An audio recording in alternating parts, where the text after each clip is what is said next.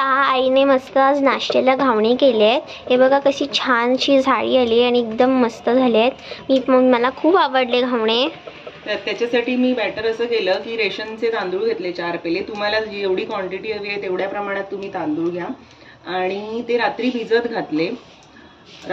घातले आणि सकाळी ते मिक्सरला लावले आणि त्याची कन्सिस्टन्सी अशी ठेवली, म्हणजे जसं की याच पेल्याने 10 पेले पाणी घातलं मी याला आणि अशी कन्सिस्टन्सी ऍडजस्ट केली। पहा आता आपण मी ऑलरेडी एक घावणा घातलेला तो आता काढते, मग तुम्हाला मी पुढचा घावणा घालून दाखवते। बघा किती छान झालाय हा घावणा। ह्याचं ना पाणी सुकलं गेलं पाहिजे आणि प्रॉपर गॅस ची फ्लेम ऍडजस्ट केली गेली पाहिजे।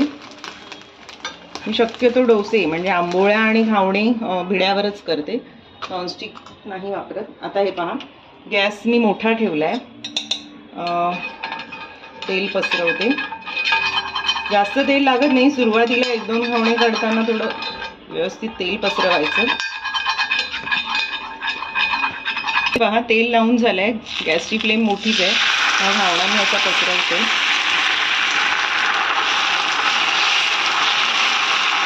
पसरवताना जाळी पडायला सुरुवात होते।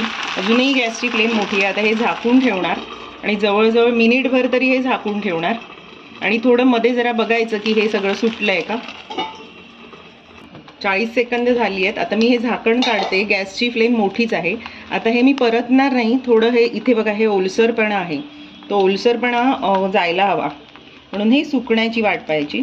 सुकलं की ऑटोमॅटिक हे साईडच्या कडा सुटायला सुरुवात होते आणि मग आपण तो इझिली पलित्याने उचलू शकतो। आता हे आपण सुकण्याची जरा वाट पाहू।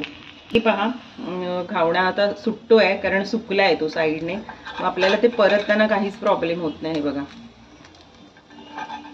अजूनही गॅस मोठाच आहे, पाणी सुकण्यासाठी तो मोठा ठेवावा लागतो आणि पाहत राहावं लागतं। कडा सोडवून घेतल्या, एक्स्ट्राचं तेल साईडने घालायची गरज नाही। बघा किती छान झाला, चांगला। अगदी आता हे अगदी 5 ते 10 सेकंदासाठीच ठेवायचं आणि आता मी काढेन। हा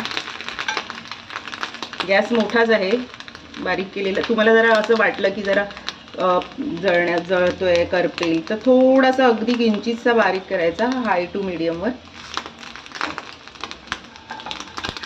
आणि हा बघा इझिली परतला गेला आणि हा झाला आपला घावणा रेडी। पहा धन्यवाद। आपल्याला ही रेसिपी आवडली असेल तर नक्कीच करून पहा, लाईक करा, सबस्क्राईब करा आणि शेअर करा आणि तुमच्या कमेंट्स पण द्या आणि तुम्ही कुठून पाहताय हे सुद्धा मेन्शन करा। थँक्यू।